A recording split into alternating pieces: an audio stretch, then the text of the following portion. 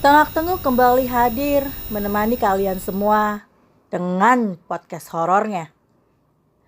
Saya Cisi akan membacakan cerita yang ditulis oleh akun MCdik di @tangedemit di Twitter. Dengan judul Dia yang Datang di Tengah Malam. Sebuah cerita kiriman dari salah satu followers. Cerita ini saya ceritakan ulang di bawah sesuai dengan apa yang dia ceritakan dan merubah sudut pandangnya tanpa merubah alur dari kejadian aslinya. Cerita ini dialami Pak Ujang dan istrinya, Neng, yang tinggal di kampung tersebut. Pada saat itu, Pak Ujang yang sehari-hari bekerja sebagai buruh tani dan beternak, kini sedang berbahagia. Karena istrinya, Neng, hamil. Setelah mereka menunggu kehadiran sang anak 5 tahun lamanya. Pak Ujang kini bekerja lebih keras. Selain bekerja menjadi buruh tani, dia juga bekerja sebagai peternak di kampungnya. Itu semua dia lakukan untuk persiapan kelahiran sang anak yang dia dambakan. Selama kehamilan itu, Pak Ujang benar-benar menjaga Neng dan calon buah hatinya. Bahkan, dia melarang Neng untuk duduk di samping pintu. Tidak boleh menyisir rambut di luar rumah. Bahkan dia melarang Neng untuk duduk di samping pintu. Tidak boleh menyisir rambut di luar rumah waktu maghrib. Juga mitos-mitos yang bisa membuat hal buruk kepada sang buah hati. Pak Ujang percaya bahwa mitos-mitos itu tidak boleh dilanggar. Apalagi dirinya tinggal di kampung yang kental dengan mitos-mitos tersebut. Pak Ujang berusaha agar Neng tidak melanggar pantangan itu. Apalagi Neng yang merupakan orang yang berasal dari pinggiran kota, tentu saja tidak terlalu hafal dengan mitos-mitos tersebut. Sehingga Pak Ujang seringkali mengingatkannya sekarang. Namun rupanya, Neng malah menganggap apa yang dilakukan suaminya adalah sebuah kekangan. Apalagi dia tidak terlalu mempercayai mitos itu. Apa hubungannya duduk di pintu dengan bayi yang lahir sehat, Kang? Tanyanya. Neng selalu bertanya alasan di balik larangan itu. Namun suaminya memilih diam dan tersenyum. Karena apabila dia menjelaskan tentang hal yang dia percaya, Neng pasti akan terus mengajaknya berdebat. Dan itu tidak baik untuk bayi yang ada di dalam kandungannya. Rupanya, bukan Pak Ujang saja yang merasa khawatir. Para tetangga dekat yang ada di sekitar rumah Neng pun melakukan hal yang sama. Beberapa kali tetangganya memperingatkan Neng agar lebih berhati-hati atas apa yang dia lakukan. Neng, jangan menyisir di luar kalau udah maghrib. Itu Pak Mali, ujar Bu Imas yang merupakan tetangga dekatnya. Dia sengaja memperingati Neng karena dia melihatnya menyisir rambutnya yang panjang di teras rumah sambil menunggu suaminya yang pulang dari kebun di sore itu. Neng hanya membalasnya dengan anggukan. Namun dia tidak pernah mempercayai semua larangan tersebut ketika ada orang yang memperingatinya. Seiring berjalannya waktu, usia kandungan Neng semakin besar. Bahkan beberapa kali Neng mulai merasakan sesuatu yang berat di perutnya. Tanda-tanda kelahiran sudah mulai terlihat Pak Ujang yang melihat hal itu seketika langsung memanggil tetangganya, ibunya, dan Pak Raji yang bisa membantu kelahiran anaknya. Di kampung Pak Ujang memang tidak ada bidan atau dokter. Kalaupun ada, mereka harus berjalan jauh dengan jalanan yang berbatu dan terjal. Sehingga satu-satunya orang yang bisa membantunya adalah Pak Raji atau dukun beranak yang sudah biasa membantu persalinan di kampung tersebut. Benar saja, ketika dia meninggalkan rumah dan menitipkan Neng ke ibunya dan tetangganya pada saat itu, Neng tiba-tiba merasakan sakit yang luar biasa. Neng tahu bahwa ini adalah sebuah pertanda bahwa bayinya akan segera lahir. Tak lama kemudian, Pak Ujang datang ke rumah bersama Pak Raji. Pak Raji yang melihat Neng mulai kesakitan, langsung membawa peralatan seadanya untuk persalinan pada saat itu. Pisau bambu dia persiapkan, sebuah kain bersih yang sudah dipersiapkan oleh mertuanya, juga minyak kelapa yang diambil dari dapur di rumahnya. Kini dibalur ke atas perut Neng yang kini merintih kesakitan. Pak Raji menyuruh Pak Ujang untuk keluar. Dia hanya boleh dibantu oleh sesama wanita selama proses persalinan itu berlangsung. Akhirnya, proses persalinan itu dimulai. Di rumahnya yang remang-remang itu, Neng terbaring lemah di atas dipan. Tubuhnya menggeliat, menahan rasa sakit yang kini menjadi-jadi. Pak Raji seketika mulai bekerja dengan segala keterbatasan.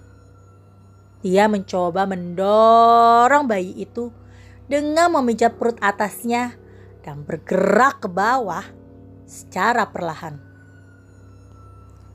Waktu seolah-olah berjalan lambat ketika proses persalinan itu berlangsung.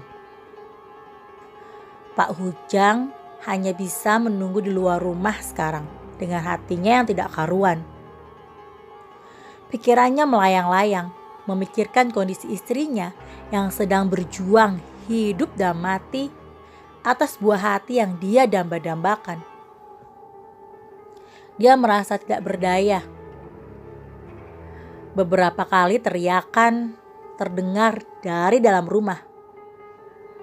Namun Pak Ujang tidak bisa melakukan apa-apa pada saat ini. Dia hanya berjalan bolak-balik di sekitar teras dengan rasa khawatir yang begitu besar kepada istrinya. Setelah perjuangan yang sangat melelahkan, akhirnya bayi itu lahir.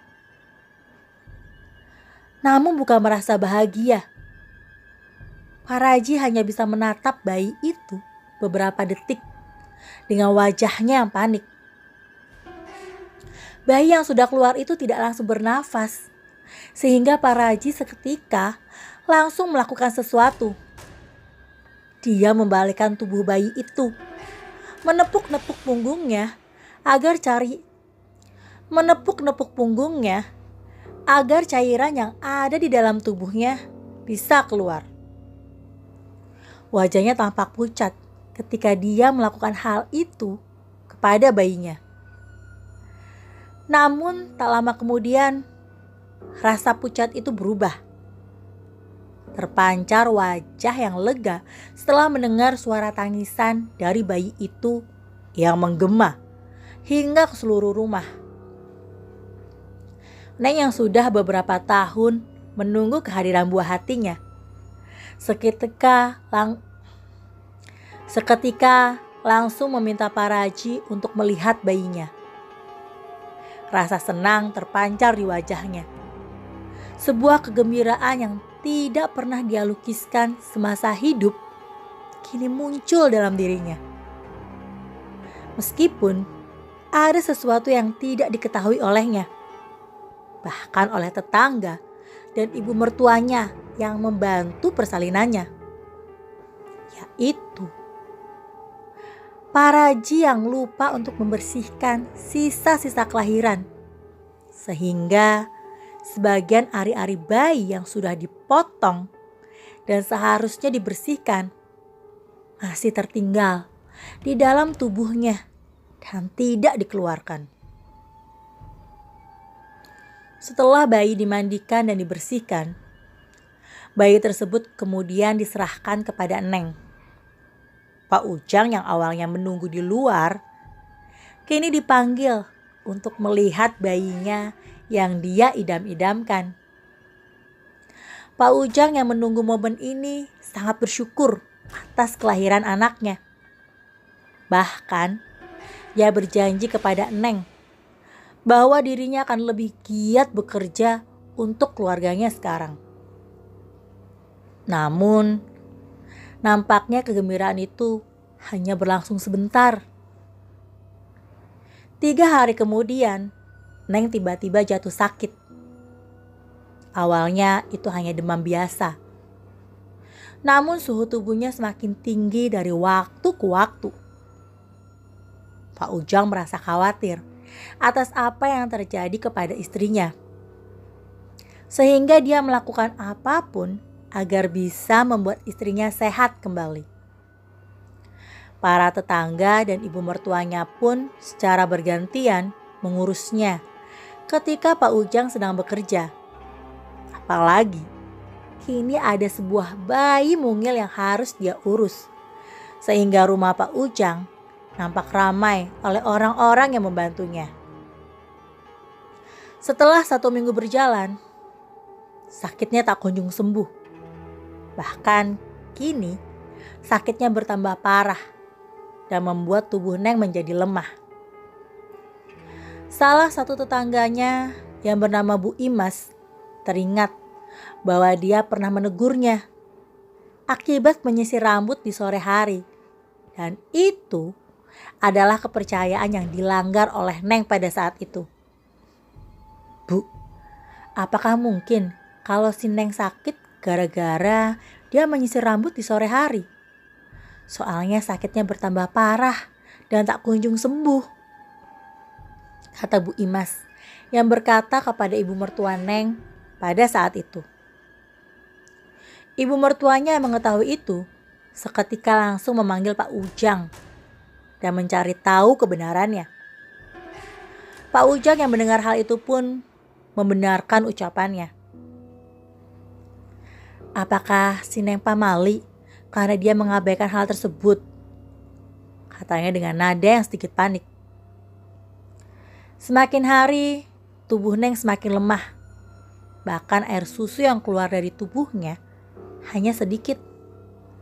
Sehingga bayi yang diurus olehnya seringkali menangis karena air susunya tidak cukup untuk memenuhi kebutuhannya.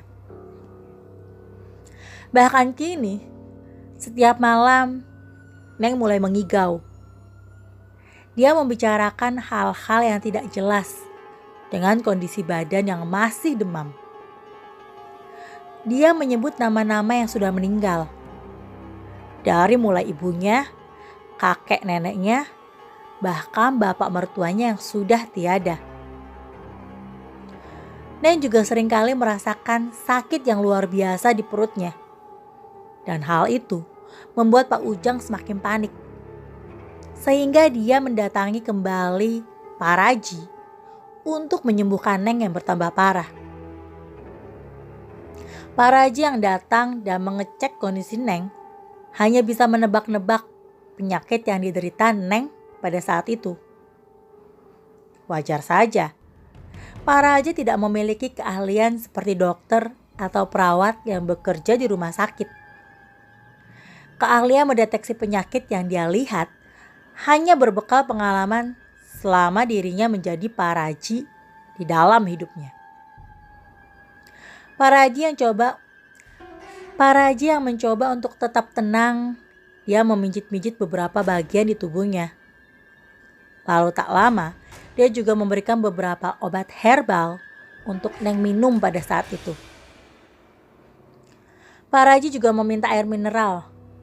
Lalu dia melakukan sesuatu dengan memberikan beberapa mantra ke arah air mineral itu dan memberikannya kepada Pak Ujang. "Ini air doa, Jang. Berikan kepada istrimu. Ini akan membantu menenangkan rasa sakitnya," katanya dengan nada yang pelan. Pak Ujang yang mempercayai bahwa Pak Raji bisa menyembuhkannya, akhirnya mengangguk dan mengikuti apa yang dikatakan oleh Pak Raji untuk kesembuhan istrinya. Namun, setelah air itu diminum sampai habis, kondisi Neng tidak kunjung membaik, malah semakin parah. Wajahnya semakin pucat kering. Keringat dingin membasahi tubuhnya. Bahkan kini dia tidak bisa bangun dari tempat tidurnya. Hingga 3 hari setelah Pak Raji mencoba untuk menyembuhkannya, Neng akhirnya meninggal dunia karena sudah tidak tahan lagi dengan sakit yang dideritanya. Tangis Pak Ujang pecah ketika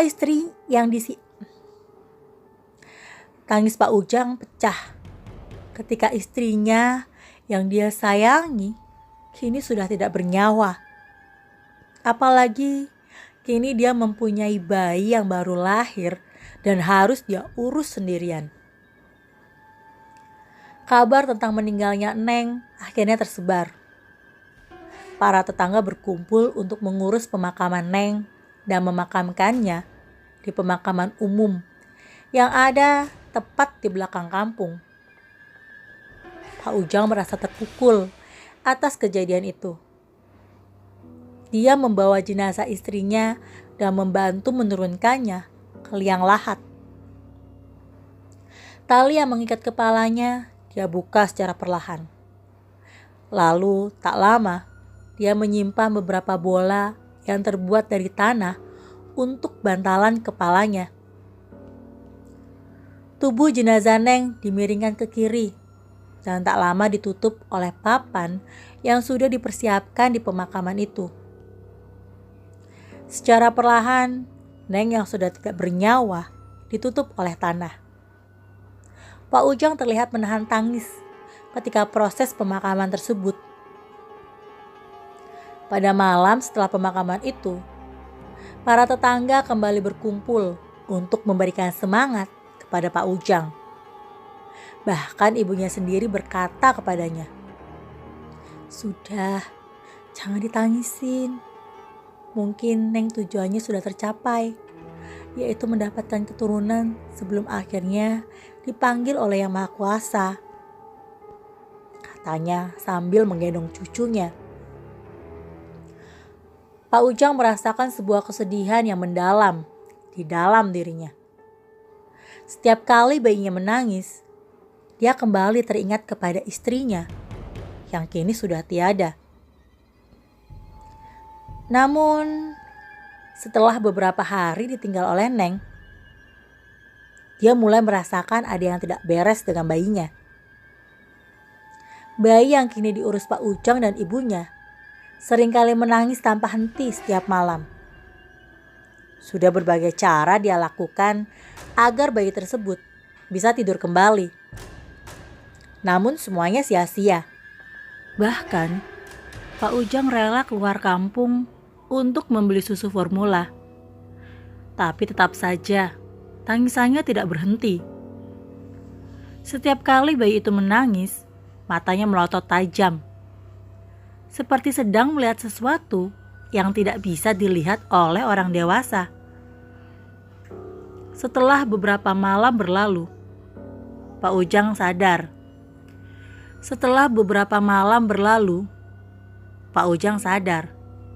Kalau tangisannya itu akan berhenti tepat jam 3 pagi. Dan si bayi akan kembali tidur layaknya bayi yang lain pada umumnya.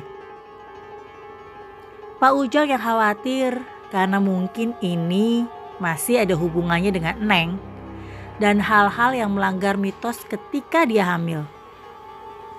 Hingga akhirnya Pak Ujang memindahkan bayi tersebut ke rumah ibunya.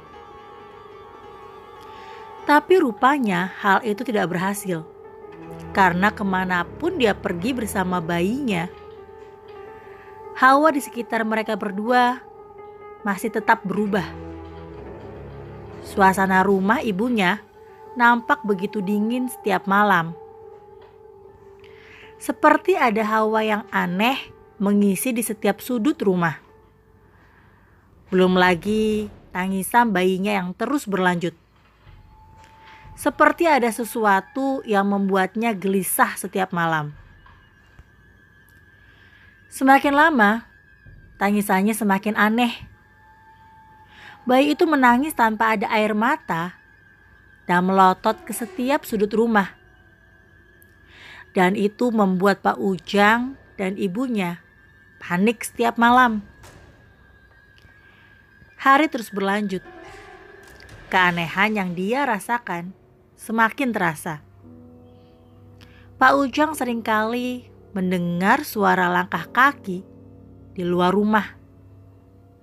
Terkadang langkah kaki itu disertai dengan suara cekikikan yang tipis dan melengking. Awalnya, dia mengira hal itu hanya halusinasi saja, karena dirinya yang kurang tidur dan tekanan batin atas kehilangan istrinya yang dia sayangi. Namun, ketika suara itu semakin sering terdengar, dia merasakan sesuatu yang tidak beres di luar sana. Karena beberapa kali dia melihat sesosok wanita yang terkadang berdiri di teras rumah dan melihat ke arah kamar di mana bayi itu berada. Wajahnya sangat mirip dengan Neng yang kini sudah meninggal. Namun bedanya, kini dia muncul bukan sebagai ibu dari bayinya, tapi sebagai sesuatu yang mengerikan dengan tampilannya yang menyeramkan. Dan ketika Pak Ujang melihatnya dari arah jendela, sosok itu tiba-tiba menghilang bersamaan dengan hawa dingin yang menusuk pada malam itu. Di suatu malam, tangisan bayi Pak Ujang kembali memecah keheningan. Neneknya kini mencoba menenangkannya dengan menggendongnya. Namun, semakin lama, tangisan bayi itu malah semakin keras. Seakan-akan bayi itu merasakan ketakutan yang luar biasa. Neneknya yang kebingungan akhirnya membawanya ke kamarnya. Dia membiarkan Pak Ujang untuk tertidur. Beberapa hari dia kurang tidur akibat menjaga anaknya sendiri. Sebagai sosok nenek dan ibu dari Pak Ujang, dia berharap bisa menenangkan bayi itu.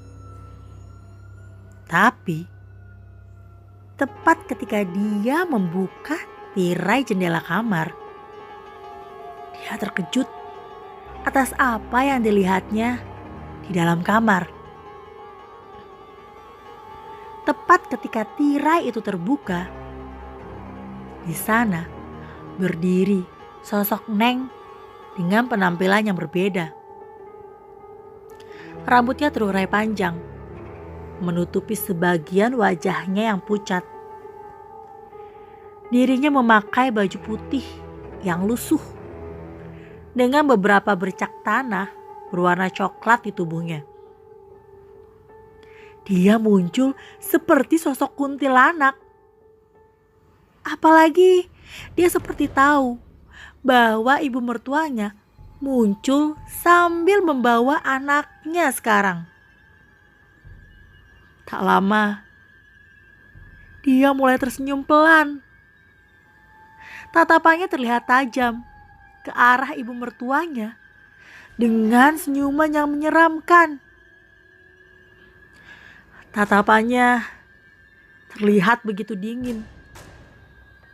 Dan tak lama, dia mulai membuka mulutnya dan berkata kepadanya, "Balikin anakku, biarkan aku yang mengurusnya." Suaranya yang pelan terlihat menggema di seluruh ruangan.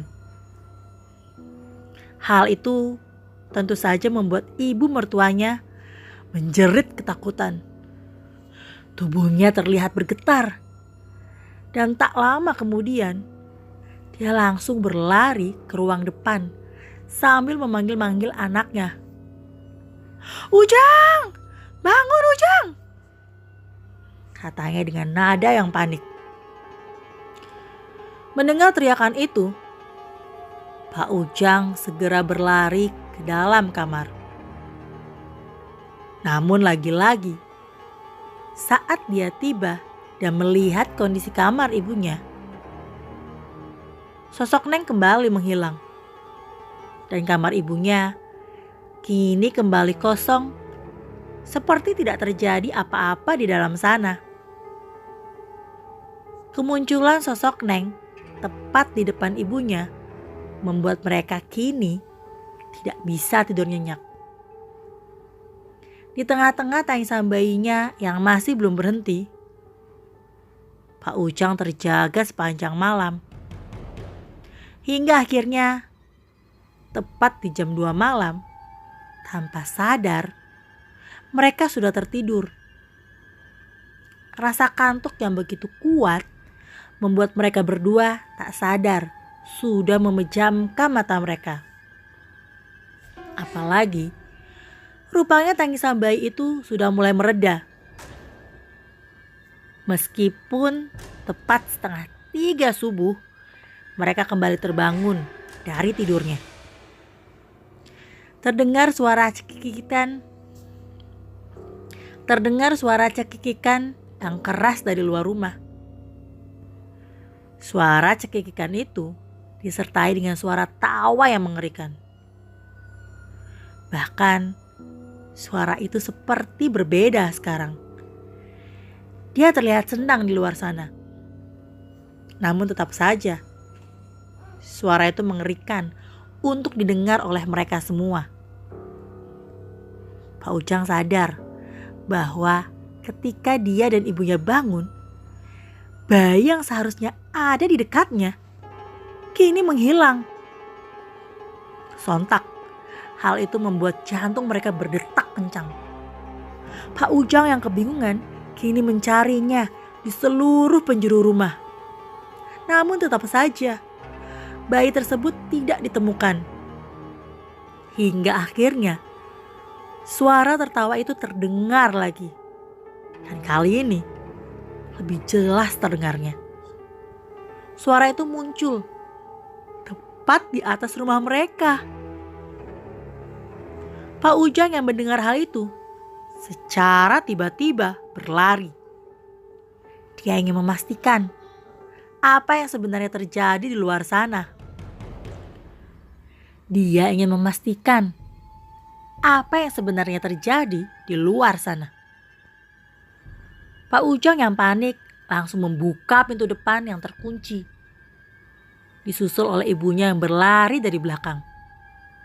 Dan ketika mereka keluar dan melihat ke atap rumah, Pak Ujang tiba-tiba terdiam. Tubuhnya mendadak beku dan tidak bisa digerakkan. Bagaimana tidak, di atas sana dia melihat sosok istrinya dengan wujud yang menyeramkan. Terlihat menggendong bayi itu di dalam pelukannya. Bayi itu mulai terlihat menangis ketika Pak Ujang melihatnya dari teras rumah.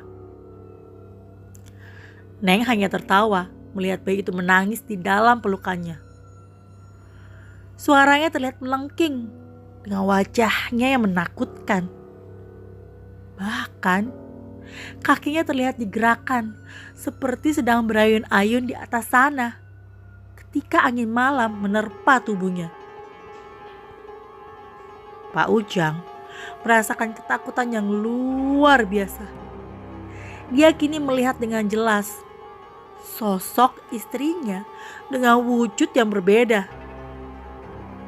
Dia tidak menghilang lagi seperti apa yang dia lihat dalam beberapa hari ini.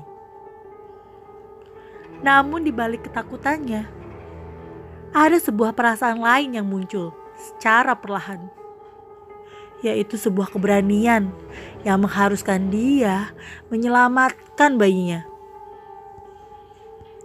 Di tengah-tengah tangisan bayi dan suara cekikikan yang melengking di tengah malam, Pak Ujang langsung berlari mencari tangga yang ada di dekat rumahnya. Dengan wajahnya yang panik, dia langsung menaiki tangga itu dan berteriak ke arah Neng. "Neng, balikin anak kita," katanya sambil mengulurkan tangannya. Neng yang duduk di atap rumah hanya menatapnya dengan senyumannya yang menyeramkan. Dia terus menggendong bayinya yang terus menangis tanpa henti di dalam pelukannya. Hingga akhirnya, tepat ketika Pak Ujang hampir sampai dan ingin membawa bayinya pergi, tiba-tiba tubuh Neng melayang ke udara. Dia terbang menjauh, membawa bayi itu bersamanya. Tubuhnya terlihat terbang ke arah perkampungan dan menghilang ke dalam kegelapan yang pekat pada saat itu. Pak Ujang hanya bisa duduk di atas atap. Jantungnya terlihat berdetak kencang. Nafasnya terengah-engah. Dirinya merasa putus asa dan panik atas apa yang dia lihat. Namun, hanya beberapa detik hingga akhirnya dia menggelengkan kepala. Bahkan dengan tubuhnya yang gemetar, dia kembali turun dari atap rumah dan berlari untuk mencari bantuan. Pak Ujang berlari di tengah kegelapan malam bersama dengan ibunya. Satu-satunya tempat yang akan dia tuju adalah pos ronda yang letaknya di tengah-tengah kampung. Pak Ujang yang berlari dari rumah akhirnya bertemu dengan Pak Umar dan beberapa warga yang sedang berjaga. Tanpa membuang waktu lama, dia berkata bahwa bayinya hilang dan dia meminta bantuan kepada mereka untuk mencarinya.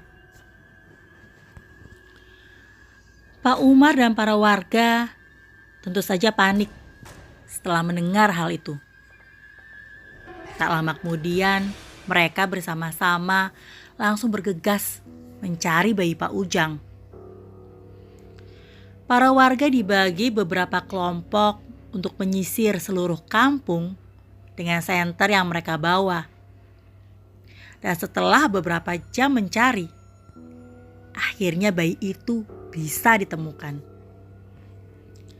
Bayi itu ditemukan ketika kokok ayam pertama terdengar. Dan tempat mereka menemukan bayi itu adalah tempat yang tidak mereka duga sebelumnya. Bayi itu terlihat tergeletak begitu saja dengan posisi tertidur di atas makam Neng. Dia ditemukan oleh beberapa warga di tengah-tengah kuburan yang sunyi dan menyeramkan. Pak Ujang yang mendengar kabar tersebut seketika langsung berlari ke makam. Dia langsung memeluk tubuhnya dan segera membawa bayinya pulang ke rumah pada saat itu. Setelah kejadian pada malam itu, rupanya teror Neng masih berlanjut. Bahkan kini tidak hanya kepada Pak Ujang dan bayinya saja. Teror akan kemunculan Neng di tengah malam mulai merambat ke seluruh kampung. Para warga yang awalnya hanya mendengar cerita yang menyeramkan itu dari Pak Umar dan warga yang sedang meronda, kini mulai mengalami sendiri bagaimana Neng muncul dan bergentayangan di seluruh kampung. Sosoknya kini berubah menjadi seperti kuntilanak dengan tawa yang melengking dan mengerikan. Suara itu seperti terdengar melayang di gang yang sepi setiap malamnya. Salah satu orang pertama yang mengalaminya adalah Pak Umar. Dia yang sering melakukan ronda malam, seperti biasa sedang berjaga di pos bersama dua temannya. Mereka duduk di bawah pohon jambu besar yang tumbuh di dekat pos ronda. Awalnya, malam itu terasa sangat tenang. Hanya ada suara jangkrik dan gemerisik dari dedaunan yang ditiup oleh angin malam. Namun, suasananya berubah mencekam ketika terdengar suara tawa cekikikan yang samar dari atas pohon jambu yang ada di dekatnya. Pak Umar dan dua temannya penasaran akan suara tersebut. Seketika mereka melihat ke atas sana. Dan di saat itulah dia melihat Neng yang duduk di salah satu dahan pohon jambu yang tepat di atas mereka. Rambutnya panjang terurai. Matanya terlihat melotot tajam ke arah mereka yang ada di bawah pohon. Kakinya berayun-ayun secara perlahan, seolah-olah sedang menikmati pemandangan malam di atas sana. Pak Umar yang melihat dengan jelas sosok yang duduk di atas sana seketika lemas. Wajahnya terlihat pucat dan seketika muncul keringat dingin yang mengucur deras di dahinya. "Neng," katanya gemetar. Tepat ketika mendengar hal itu, seketika Neng tertawa. Bahkan kali ini terdengar lebih keras. Suaranya menggema seantero kampung, membuat bulu kuduk Pak Umar dan dua temannya merinding seketika. Pak Umar kini tidak bisa lagi mengontrol tubuhnya. Dengan refleks, dia melemparkan senternya. Lalu dia lari terbirit-birit meninggalkan pos ronda bersama dengan kedua temannya. Kabar tentang penampakan Neng dengan cepat menyebar ke seluruh kampung. Dan tidak lama setelah kejadian itu, giliran Bu Imah yang menjadi sasaran berikutnya. Pada saat itu, seperti biasa, Bu Imah hendak pergi ke pasar pada jam 4 subuh. Bu Imah yang terbiasa pergi ke pasar tidak pernah merasa takut, meskipun jalanan kampung sepi dan gelap. Namun, di pagi itu nampak berbeda. Bu Imah yang berjalan sendirian di jalan setapak, seperti merasakan ada seseorang yang berjalan di belakangnya. Awalnya, dia mengira hal itu hanya ibu-ibu lain yang hendak pergi ke pasar sama seperti dirinya.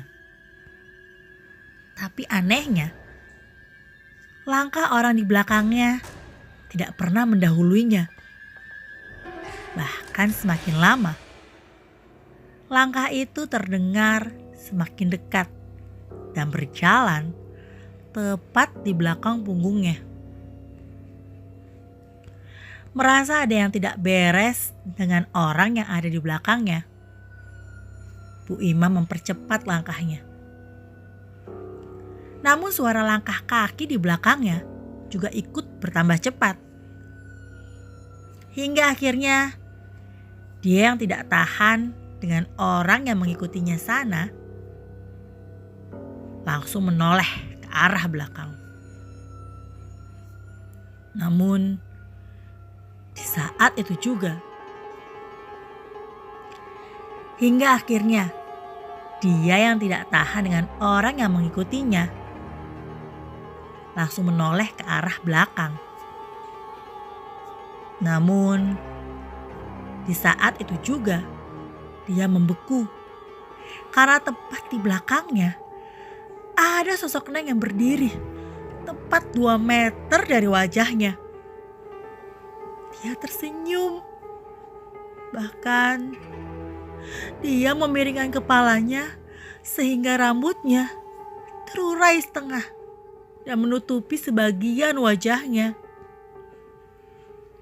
Apalagi tak lama setelah Bu Ima melihatnya, Neng tersenyum lebar.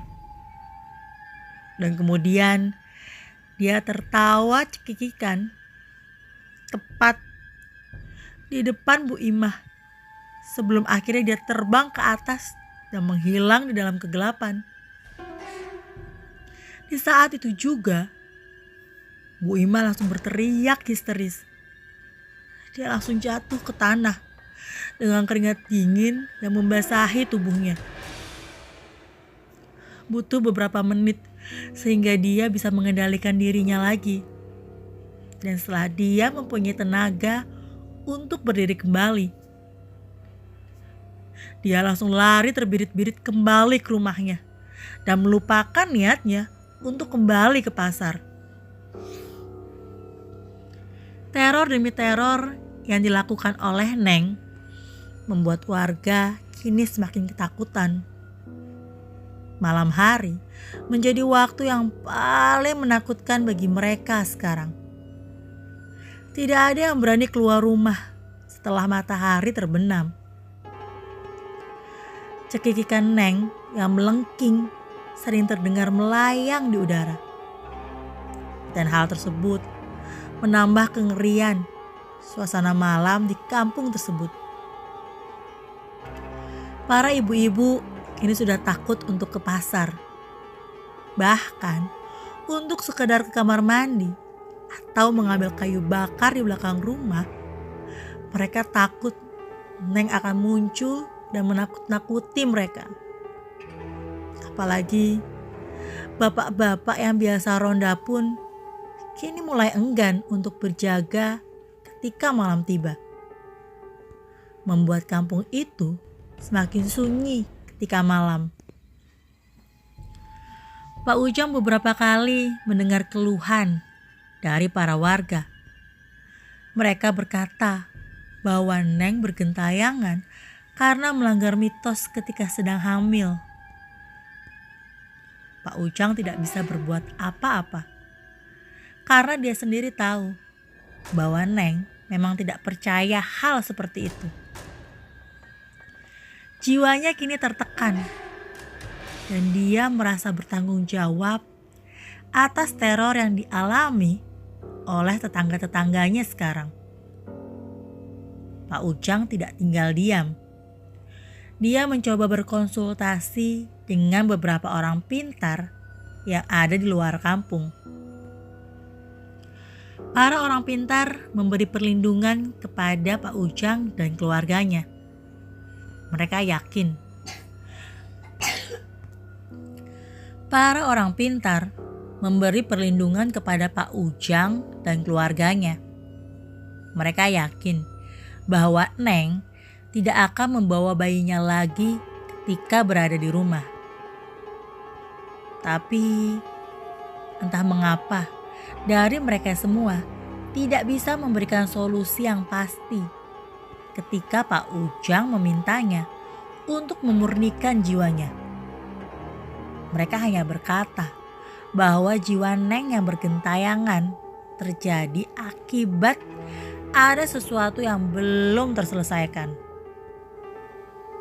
Ketika ditanya oleh Pak Ujang, mereka tidak tahu apa yang sebenarnya diinginkan oleh Neng ketika bergentayangan.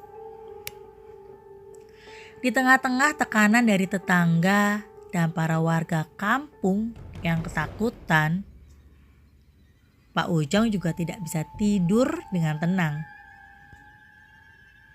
Bayi yang merupakan anak satu-satunya itu tidak bisa tidur dengan tenang. Dia selalu gelisah sepanjang waktu, seolah-olah merasakan kehadiran ibunya yang sudah tiada. Di beberapa saat, Pak Ujang juga sering merasakan hal yang sama. Dia tahu bahwa Neng seringkali datang ke rumah untuk melihat bayi mereka. Meskipun kini dia tidak bisa masuk ke dalam rumah, tapi Pak Ujang tahu dari suara cekikikan dan suara dari kaki yang diseret di teras rumah. Beberapa kali Pak Ujang membuka jendela. Beberapa kali pula Pak Ujang melihat Neng berdiri di sana. Neng hanya tersenyum. Dia seperti kuntilanak yang menyeramkan. Dan ketika Pak Ujang melihatnya, Neng seketika menghilang. Pak Ujang yang awalnya ketakutan, kini malah mengejar Neng ketika dia muncul. Dia ingin mendekat dan mencoba berbicara dengannya. Dia ingin mengetahui kenapa istrinya bisa jadi seperti ini. Namun, ketika dia melihatnya, Neng selalu menghindar. Beberapa kali dia mengejarnya sampai keluar rumah, dan Neng selalu menghilang dalam sekejap mata. Hal itu tentu saja membuat Pak Ujang semakin frustasi. "Kenapa, Neng? Kenapa kamu harus menghantui kita semua?" gumamnya ketika dia sedang mengejar Neng yang muncul dan tiba-tiba menghilang tepat di hadapannya. Seiring berjalannya waktu, ketegangan di kampung semakin memuncak. Beberapa warga sudah merasa bahwa di kampung mereka sudah tidak aman lagi. Mereka semakin mengurung diri di dalam rumah ketika malam tiba. Ibu-ibu seringkali memanggil anak-anaknya ketika matahari sudah terbenam. Mereka langsung masuk ke dalam rumah, menutup semua pintu dan jendela rapat-rapat. Namun, semakin mereka mencoba menghindar, Neng malah semakin menampakkan diri.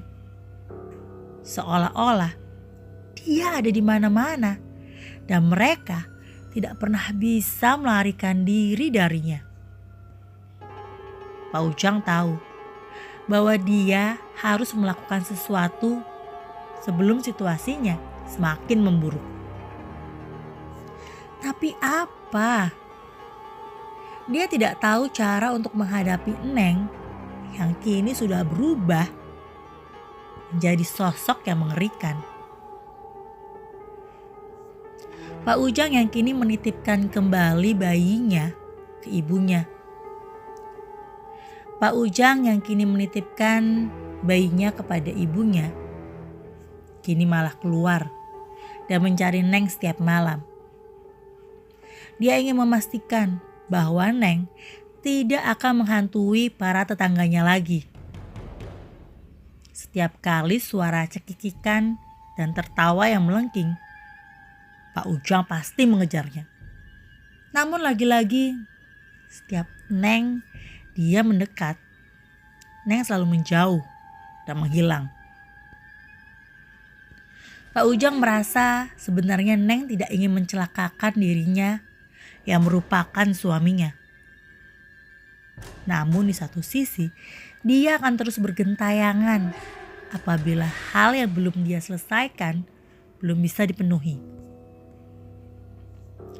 Pak Ujang sudah berusaha semaksimal mungkin untuk mengatasi kemunculan Neng di kampung.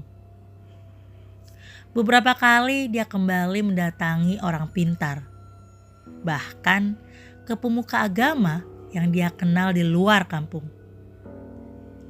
Dengan bantuan mereka, kampung tersebut sempat aman selama 3 bulan. Para warga yang awalnya ketakutan, kini berani lagi untuk beraktivitas. Namun, di bulan keempat, semua ketenangan itu kembali hancur. Seiring dengan munculnya Neng yang menakut-nakuti para warga yang sedang ronda malam. Neng kembali duduk di salah satu dahan pohon jambu yang berada dekat dengan pos ronda. Rambutnya terurai menutupi wajahnya. Bajunya yang putih nampak kotor dan usang. Dia kembali tertawa dengan suaranya menggema di udara pada malam itu. Hal itu tentu saja membuat bulu kuduk para warga yang sedang beronda berdiri semua. Dan secara tiba-tiba, Neng muncul dan duduk di antara mereka semua.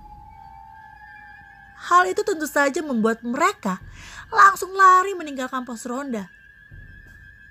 Seketika, isu tentang Neng yang kembali muncul langsung menjadi pembicaraan hangat para warga.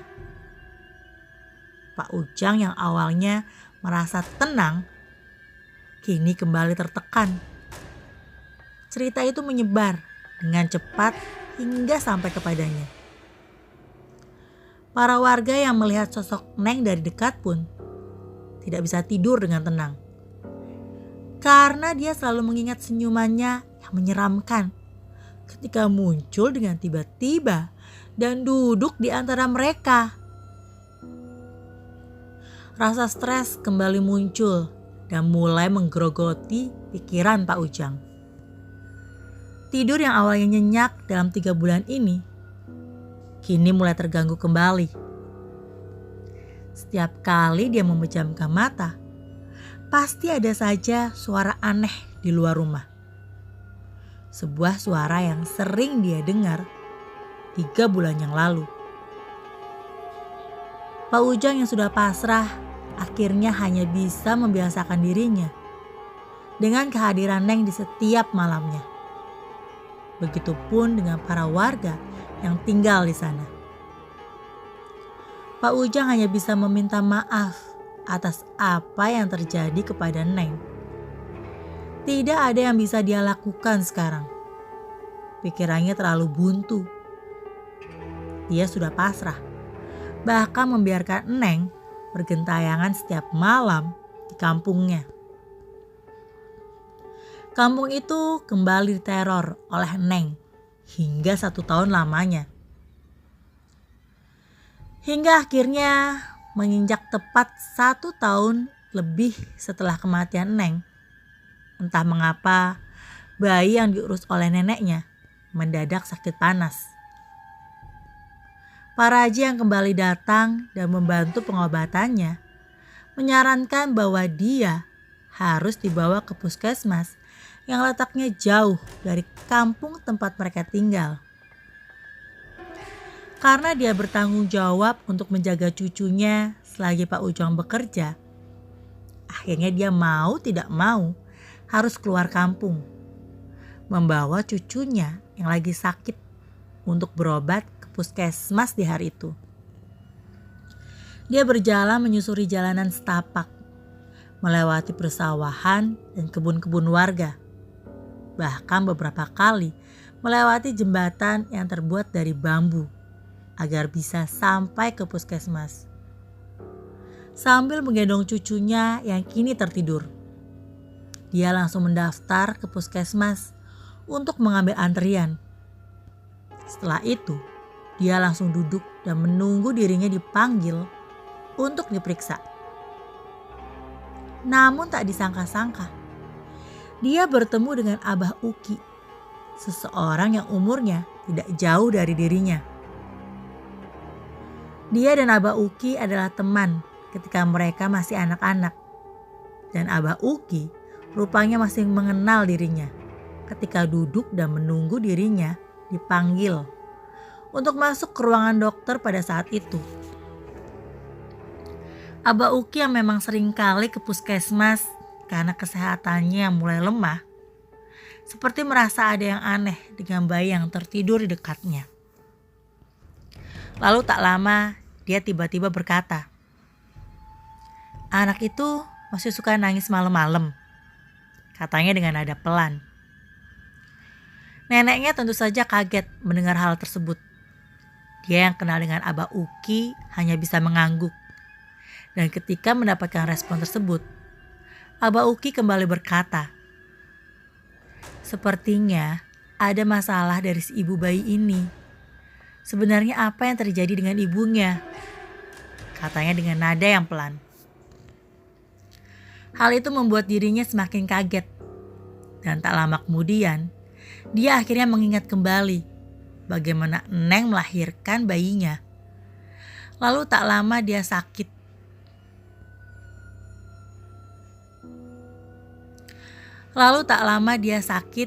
Hingga akhirnya meninggal. Setelah mendengar hal tersebut, Abah Uki hanya bisa mengangguk pelan. Dia melihat bayi kecil itu dan mengusap beberapa kali rambutnya. Dan tak lama setelah itu, dia kembali berkata, "Sebenarnya, mau kemanapun anakmu mendatangi orang pintar untuk memurnikan jiwa si Neng, itu tidak akan bisa bertahan lama. Karena bukan itu masalahnya. Si Neng bergentayangan karena ada sesuatu yang belum dia selesaikan. Yaitu ada sesuatu yang tertinggal di tubuhnya ketika dia selesai melahirkan. Selama itu tidak diambil, maka dia akan terus bergentayangan." Abah Uki sempat terdiam sebentar. Dia kembali berpikir bahwa jarak kematiannya kini sudah menginjak 1 tahun lebih. Dan mungkin tubuhnya kini sudah menjadi tulang belulang sekarang. Dia terdiam begitu lama, memikirkan solusi atas apa yang terjadi. Dan tak lama kemudian, dia kembali berkata, "Gali kembali makam si Neng. Bersihkan makamnya dan ganti tanah yang menguburnya dengan tanah yang baru. Mandikan kembali si Neng meskipun jasadnya sudah menjadi tulang belulang. Semoga hal itu bisa membuat si Neng tidak kembali Mandikan kembali si Neng meskipun jasadnya sudah menjadi tulang belulang. Semoga hal itu bisa membuat si Neng tidak bergentayangan kembali." Abah Uki memberikan sebuah solusi yang tidak pernah dipikirkan oleh orang-orang pintar yang Pak Ujang temui sebelumnya. Dan ketika sang nenek mendengar hal tersebut, seketika dia langsung mengangguk dan berterima kasih kepadanya atas saran yang diberikan. Apa yang dikatakan oleh Abah Uki akhirnya disampaikan olehnya kepada Ujang. Dia menceritakan semuanya dengan kedua matanya yang berkaca-kaca.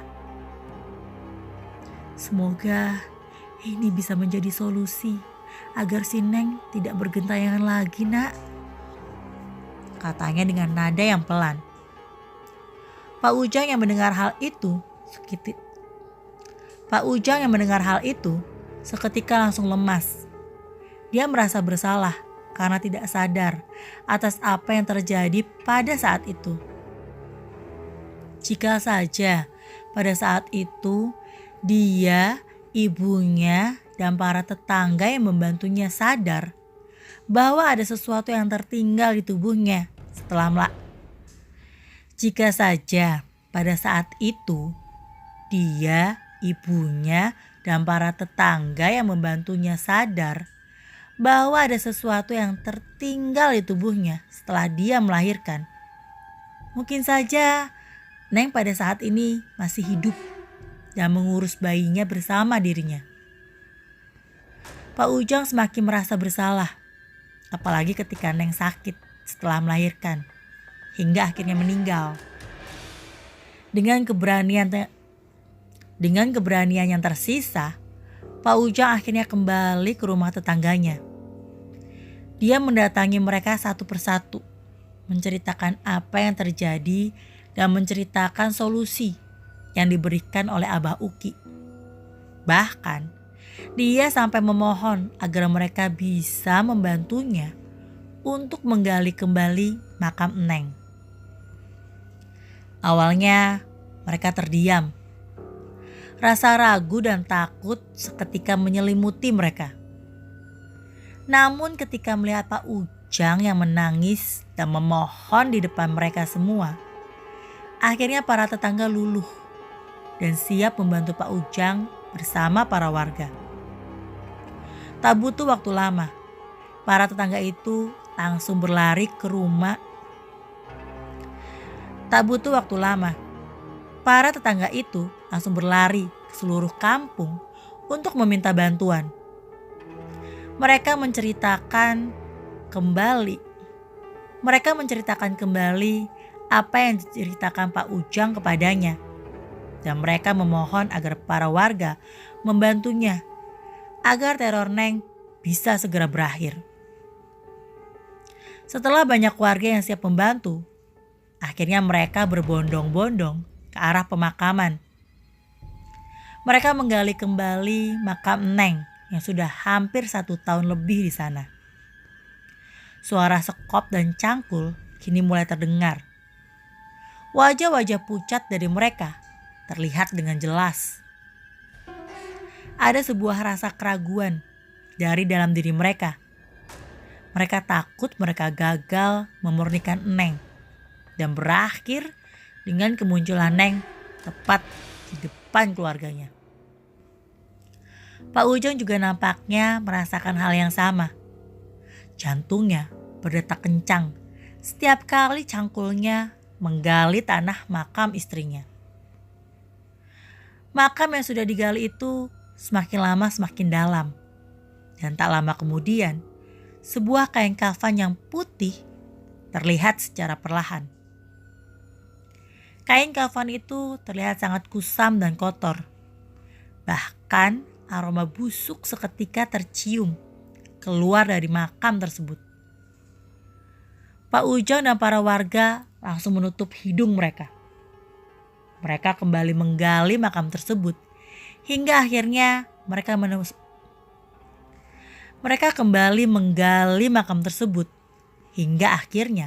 mereka menemukan jasad Neng yang sudah menjadi tulang belulang. Salah satu warga yang ada di sana seketika langsung membentangkan kain kafan yang baru.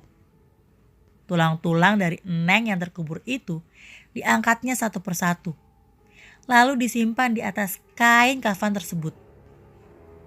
Beberapa orang membawa beberapa ember besar berisi air, dan ibu-ibu kini terlihat siap untuk memandikan kembali tubuh Eneng yang menjadi tulang belulang. Setelah semua tulang-tulang itu diangkat semua, mereka mulai memandikannya.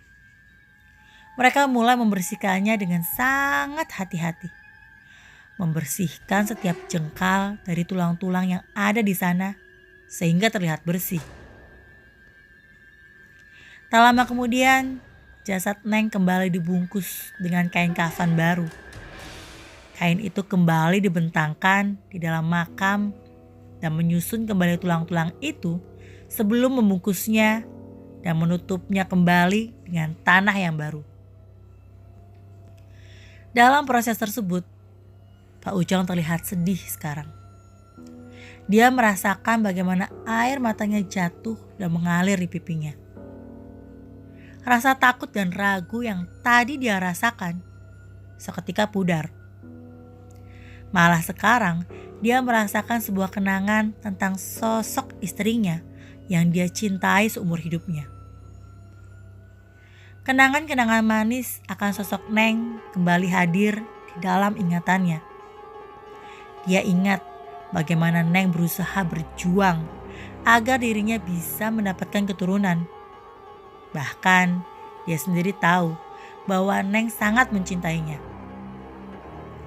Proses pemakaman jasad Neng yang sudah menjadi tulang belulang itu rupanya tidak berlangsung lama. Setelah dibersihkan dan kembali dimakamkan, semua warga kini berdoa, berharap apa yang mereka lakukan bisa membuat jiwanya tenang sekarang. Para warga yang selesai melakukan hal tersebut akhirnya kembali pulang, meskipun masih ada keraguan di dalam hati mereka. Namun mereka hanya bisa pasrah apabila Neng masih bergentayangan, karena tidak ada lagi yang bisa mereka lakukan sekarang. Akhirnya malam pun tiba. Suasana tenang kini mulai menyelimuti kampung.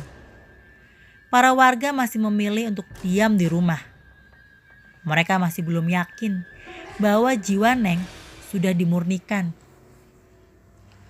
Mereka masih khawatir bahwa Neng masih bergentayangan dan meneror setiap warga yang keluar rumah ketika malam. Namun berbeda dengan Pak Ujang. Entah mengapa malam itu dia seperti ingin membawa bayinya keluar rumah. Dia duduk di kursi depan rumahnya dan melihat kegelapan yang menyelimuti di depan matanya. Di dalam hatinya dia terus berdoa agar jiwa Neng bisa tenang sekarang.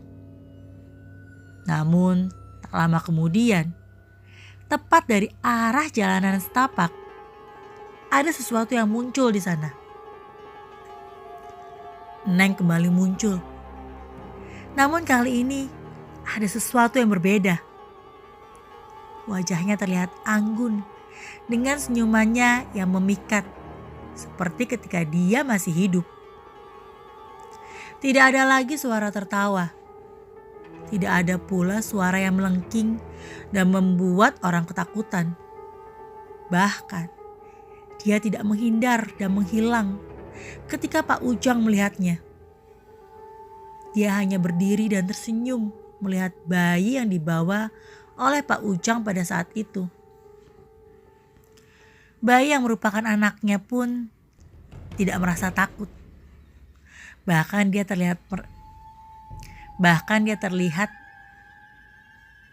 melihat Neng dan tersenyum, seperti melihat sosok ibunya yang sudah melahirkannya. Apalagi tepat ketika dia melihatnya, secara spontan tiba-tiba bayi itu berkata, "Mama," katanya dengan suaranya yang lembut. Hal itu tentu saja membuat hati Pak Ujang bergetar hebat. Tak lama kemudian, Neng menghilang secara perlahan. Diikuti oleh suara angin malam yang berhembus dengan pelan dari dalam kegelapan. Sejak saat itu, Neng tidak pernah kembali lagi. Sosoknya yang menyeramkan kini mulai menghilang dan hanya menjadi cerita di kampung tersebut.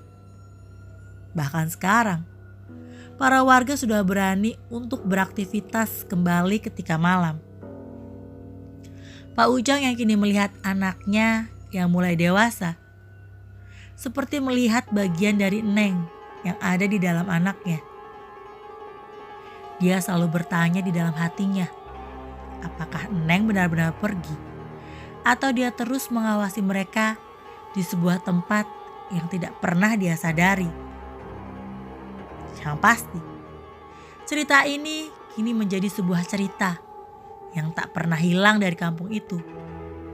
Bahkan hingga anaknya tumbuh dewasa, dia merasa bahwa ada sosok tidak terlihat yang seringkali menjaganya. Dan tanpa dia sadari, itu adalah Neng yang merupakan ibunya sendiri. Terima kasih untuk ceritanya selesai sampai di sini. Terima kasih untuk penulisnya MC Dik atau @tanyademit.